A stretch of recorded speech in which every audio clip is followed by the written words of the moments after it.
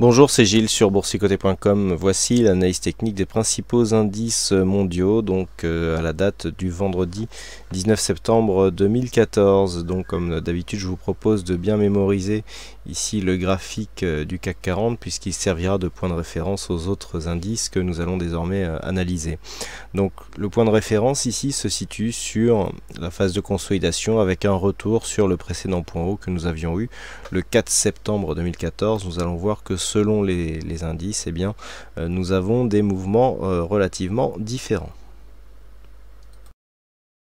Et nous commençons donc par le DAX, donc le DAX ici qui nous gratifie donc d'une phase de hausse. Donc on a ici une phase de hausse que l'on retrouve aussi sur le CAC, petite phase de consolidation et donc on casse. On voit ici que après le plus haut donc du 4 septembre, le plus haut du 4 septembre qui n'était pas un point haut significatif puisqu'on est encore un petit peu monté derrière, eh bien on a consolidé que l'on a déjà dépassé cette phase. Qui plus est, il y a une chose relativement intéressante, on dit souvent que les retracements de Fibonacci nous donnent des niveaux assez significatifs. Lorsque l'on prend ici le point haut de cette séance auquel on revient là, eh bien nous avons quasiment le plus haut de la séance, de la dernière séance de vendredi, puisque avec un plus haut ici qui se situe à 9891,20 et une extension de Fibonacci à 9888, eh bien nous pouvons considérer que la rupture donc de cette zone est 9774 points, trouve bien son objectif sur cette extension. C'est relativement net sur ce graphe. Ce que l'on peut voir donc, c'est que depuis que le DAX ici est sur une phase de hausse, eh bien on a surperformé les autres indices. Cela s'explique par le fait que le DAX était plus exposé au risque géopolitique ukrainien et que eh bien sur la hausse donc qui se fait suite à un peu plus de une pression qui s'efface sur ce risque géopolitique, et bien nous avons donc une phase de hausse qui est plus marquée que sur les autres indices. Donc nous sommes ici sur une accélération. Le gap ici est tout juste comblé par rapport au gap d'ouverture donc des vendredis matins, puisque nous avons un plus haut en clôture qui se fait à 9798,13 sur le jeudi et un plus bas en clôture qui se fait à 9799,24. donc il reste encore un peu plus d'un point de gap qui reste ouvert sur cette phase, et donc on voit que on est beaucoup plus fort sur le DAX, ne serait-ce que sur cette séance, que sur le CAC 40. Donc le biais est résolument haussier. L'objectif se situe ici au-delà des 10 000 points, sur les 10 027 points. Donc il y avait une résistance qui s'était marquée ici suite au franchissement des 10 000 points. On avait eu un quasi triple top sur cette phase. Alors je dis quasi parce qu'en fait du point de vue de la ligne de coup c'est pas très régulier. On était plus sur un biseau d'élargissement qui a effectivement qui s'est invalidé puisqu'il a débouché ici sur une phase de baisse. Donc, suite à cette phase de hausse, on a atteint le premier objectif donc du retracement des 161,8, mais l'objectif, depuis que nous avons cassé ici cette résistance significative, eh bien, se situe sur les 10 025 points, avec donc un ralliement qui, si la tendance ci se confirme, devrait intervenir dans le courant de cette semaine. Du point de vue des indicateurs, il n'y a pas de surachat sur le DAX, on monte tout doucement sur le RSI, sur le stochastique, donc du point de vue de cet indicateur. Le MACD nous laisse une grosse amplitude, petite divergence constatée sur le MACD, légère sur le stochastique mais pas sur le RSI, donc bon, c'est vraiment léger comme signal, et donc je le rappelle, ces forts volumes qui s'expliquent par le fait que nous étions sur une échéance quadruple, donc autrement dit une séance à 4 sorcières, donc un mouvement ici qui devrait impulser une continuité haussière donc en direction des 10 025. Le niveau d'invalidation, eh bien, il se situe depuis qu'on a cassé le précédent point haut sur le plus bas de cette bougie qui se situe à 9588,65. Sur le FTSE, la configuration est légèrement différente puisque nous avons un plus haut ici entre le 3 et le 4 septembre, et donc sur la petite phase de hausse que nous avons, eh bien le mouvement ne permet pas ici un retour sur les précédents points hauts. Alors pourtant je dirais que le problème écossais concernait surtout l'Angleterre, donc le FTSE aurait dû être plus impacté, mais l'impact ici reste relativement limité sur l'indice anglais. Malgré tout, nous avons ici une configuration technique qui est un peu mieux, un peu plus dynamique, un peu plus haussière que sur les autres indices, à savoir que nous sommes sur une phase ici où la configuration est nettement moins surachetée. On a beaucoup plus de potentiel donc sur cette phase, comme nous l'indique ici le MACD, qui se retourne dans un contexte relativement neutre et donc qui devrait aider ici à une rupture de cette zone de résistance majeure, puisque c'est une résistance historique sur le FTSE qui a été testée à de nombreuses reprises, hein, je le rappelle, donc la zone des 6875, une rupture de cette zone. Alors suite à la fragilisation que nous avions eu ici sur cette phase, vous voyez que le contexte était différent. On était suracheté sur le stochastique, on avait un RSI qui était plus haut, on était baissier, donc en perte de dynamique sur le MACD.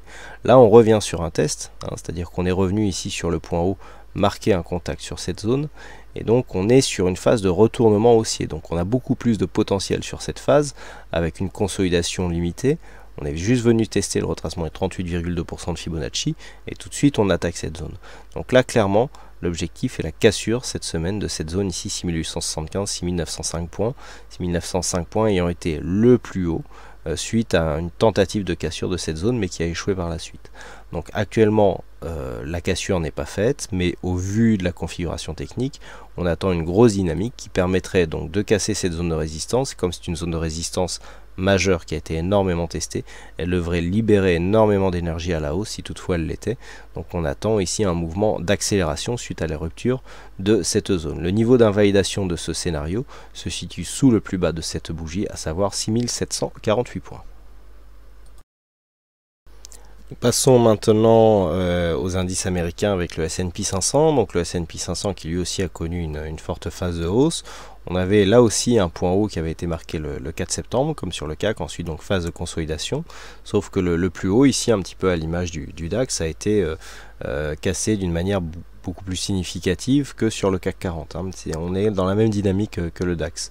Donc on voit ici que la rupture de cette zone pourrait impulser un nouveau mouvement. On voit aussi que par rapport à la phase de hausse que nous avons, la consolidation ici est bien restée au-dessus du retracement des 23,6%. Alors je vous rappelle que cette zone ici était proche d'une zone de résistance déjà identifiée, 1986 pour une zone de résistance à 1985,6. Regardez comment on est venu tester cette zone des 23,6, ensuite on l'a cassée. Cette zone a été retrouvée ici comme zone de résistance sur cette bougie et on l'a recassée à la hausse pour venir directement sur la zone de résistance majeure. Donc là, on peut se permettre de tracer une extension de Fibonacci et vous allez voir que sur ce genre de configuration, là où nous avions un retracement à 23,6% qui était déjà confondu avec une zone de résistance, eh bien nous avons pareil sur l'extension, puisque l'extension de Fibonacci, eh bien à 2031,4 se trouve sur une zone de résistance à 2031,5, donc nouveau plus haut attendu, et donc sur cette consolidation, eh bien on peut commencer à définir ici une zone de résistance suite à la cassure de cette phase. Donc on attend ici un objectif à 2031 points suite à la cassure de ce plus haut, et donc le S&P 500 est donc en route vers de nouveaux plus hauts, hein, puisque nous sommes ici sur des plus hauts historiques. Donc pour l'instant, le mouvement reste haussier. On a ici un point bas à 1978,50. Comme sur les autres graphes, c'est ce point bas qui, en cas de cassure, eh bien, viendra invalider le scénario d'une continuité haussière. Du point de vue de la configuration technique, nous avons donc une configuration relativement stable. On est un peu plus haussier donc sur le stochastique. Le MACD nous laisse une bonne dynamique. Par contre, au niveau des volumes, il y a un petit problème a priori, hein, puisqu'on a énormément de volume sur cette séance. Bon, ça a beau être les 4 sorcières quand même, c'est beaucoup. Oui, c'est un bug qui est intervenu sur cet histogramme, donc ne pas en tenir compte. Donc on peut le voir sur cette phase, eh bien nous avons tous les éléments qui sont réunis du point de vue des indicateurs pour porter une continuité du mouvement haussier. Sur le Nasdaq, la configuration est similaire. Suite à cette forte phase de hausse, on a eu une consolidation un peu plus marquée puisqu'on est presque venu ici tester le retracement à 38,2% de Fibonacci. Et donc, suite à l'ouverture de ce jour, eh bien, on vient casser ici la zone des 4104 points pour venir marquer un point haut ici à 4120. Donc une configuration similaire avec donc des indicateurs qui nous donnent quasiment les mêmes informations avec toujours ces volumes ici vraiment très impressionnants sur le Nasdaq. Donc nous avons ici quelque chose de relativement neutre sur le RSI et sur le stochastique. On voit ici une reprise haussière qui nous est indiquée sur le MACD.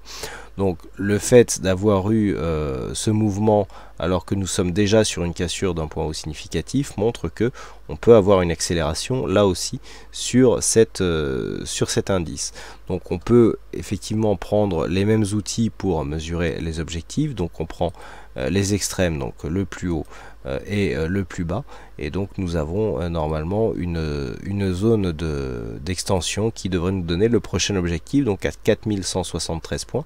On va le tracer tout de suite pour voir s'il sera atteint prochainement. Et donc, suite à la rupture que nous avons eue de cette zone des 4104, 4173 points s'impose comme un objectif, donc prochain objectif haussier suite à cette rupture. Comme sur les autres indices, le point d'invalidation de ce scénario, depuis la cassure ici de ce précédent point haut, se situe sur le plus bas de cette bougie. Et donc nous avons un niveau d'invalidation à 4009,98, donc on pourra arrondir à 4010 points. Et enfin pour ce dernier indice, on voit ici un objectif que l'on attend depuis maintenant quelques mois. Depuis quelques mois, je vous disais que tant qu'on ne casse pas des points bas significatifs, l'objectif ici reste les précédents points hauts qui avaient été inscrits. Donc on a eu une grosse phase de hausse ici entre fin 2013 et début 2014. Ensuite on avait commencé ici à confirmer en marquant un point haut sur 16 320 points. Et donc sur la hausse de cette semaine, suite à l'ouverture du gap, nous sommes venus tester cette zone. Donc on inscrit un nouveau plus haut significatif à 16 364 points. Et on vient clôturer ici sur 16 321, donc sur la zone de point haut telle qu'elle a été tracée précédemment. Donc on confirme toutes les phases de retournement que je vous avais indiquées. Rappelez-vous cette sortie qui avait été suivie par une forte dynamique. On avait retrouvé ici cette zone comme une zone de support, de contact ici, et je vous avais donné en objectif, s'il y avait cassure ici de cette zone des 15 780 points, un retour sur les précédents points hauts. Donc c'est ce que nous avons. Ce que l'on peut remarquer, c'est que les zones horizontales sont souvent cassées sur des gaps. Alors les gaps sont beaucoup plus fréquents sur le Nikkei que sur d'autres indices. Ils ne sont pas forcément tous comblés, donc ceux qui font des études sur les comblements de gaps feraient bien de se pencher sur le Nikkei, puisqu'il y a énormément de gaps non comblés sur le Nikkei. Donc on le voit ici, franchissement de zone horizontale ici sur gap. On revient chercher cette zone par deux fois comme zone de support. Ensuite on inscrit ici une phase de hausse, rebond ici sur une moyenne mobile. On retrouve ici cette zone des 15 794 points comme zone de résistance. On le voit bien sur cette bougie, on va se rapprocher un petit peu. Et donc on franchit sur un gap. Deuxième zone ici 15 943, on refranchit sur un gap, on marque un gap et on vient directement sur la zone des 16 320 points. Donc on le voit, malgré ces gaps successifs, les zones horizontales sont relativement bien, respectées, puisque l'on vient ici même avec une attaque directe sur une précédente zone de point haut, ce qui est relativement rare, clôturé au niveau de cette zone. Donc inutile de dire que le Nikkei se trouve dans une forte phase positive. Lorsque l'on casse des points hauts significatifs, c'est toujours le cas. La dynamique ici est relativement forte. Par contre, du point de vue des indicateurs, on est beaucoup plus suracheté sur cet indice que sur les autres. On ne parle pas ici du point haut du 4 septembre, puisqu'il est relativement loin. Le marché asiatique était peu exposé au risque donc des autres indices que je viens d'analyser. On a ici donc RSI, stochastique qui sont en surachat. On a toujours une dynamique haussière sur la MACD. Mais on voit que la configuration est beaucoup plus surachetée que sur d'autres indices. Malgré tout, si le marché est porteur sur les US et l'Europe, le Nikkei normalement devrait suivre et donc devrait valider ici une poursuite de ce mouvement haussier par la cassure de cette zone des 16 320 points. Donc si on essaye de tracer les extensions de Fibonacci sur la dernière phase de consolidation, nous avons quelque chose. Alors il faudrait que ça veuille se tracer. Nous avons là aussi quelque chose de très intéressant, c'est-à-dire que si on prend ici donc la phase de retracement et que l'on prend l'extension, les 16 381 points quelque chose près, à quelques points près, eh bien ceci se trouve être le point haut du jour, puisque nous avons un plus haut à 16 364 points. Alors vous me direz, il y a 17 points, oui, mais par rapport à la valeur de ce Nikkei, eh bien c'est relativement insignifiant, et donc nous pouvons quasiment affirmer ici que cette zone sera atteinte très prochainement. Donc le Nikkei se trouve toujours dans une phase haussière, que ce soit d'un point de vue moyen ou court terme. Le niveau d'invalidation et le point de retournement de cette tendance se situe sous ce point bas, qui se situe à 14 754 points. Voilà donc ce que nous pouvons dire sur cette analyse technique des principaux indices mondiaux. Il ne me reste plus qu'à vous souhaiter à toutes et à tous un bon week-end, bonne chance dans vos prochains trades, et on se retrouve donc dès la semaine prochaine pour d'autres analyses techniques sur le site boursicoté.com. Bonne séance à tous.